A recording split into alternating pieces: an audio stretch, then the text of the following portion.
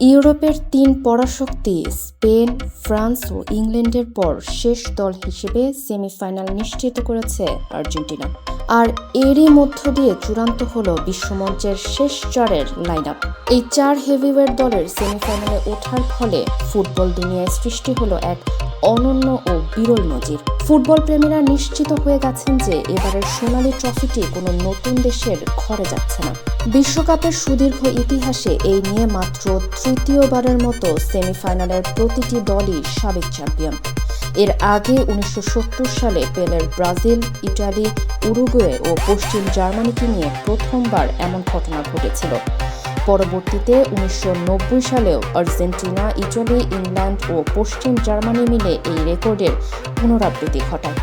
পরিসংখ্যানের দিকে তাকালে দেখা যায় দুবারের বিশ্ব চ্যাম্পিয়ন ফ্রান্স ও ডিফেন্ডিং চ্যাম্পিয়ন আর্জেন্টিনার পাশাপাশি এই তালিকায় রয়েছে ২০১০ সালের ট্রফি বিজয়ী স্পেন এবং ১৯৬৬ সালের চ্যাম্পিয়ন ইংল্যান্ড। ট্রফি পুনরুদ্ধারের এই লড়াইয়ে কেউ কাউকে এক চুলও ছাড় দিতে রাজি নয়। আগামী ১৫ জুলাই মঙ্গলবার রাত ১টায় ফাইনালে ওঠার প্রথম লড়াইয়ে মুখোমুখি হবে স্পেন ও ফ্রান্স। আর তার ঠিক পরের দিন দ্বিতীয় সেমিফাইনালে হারিকেনদের ইংল্যান্ডের বিপক্ষে মাঠে নামবে বর্তমান চ্যাম্পিয়ন আর্জেন্টিনা।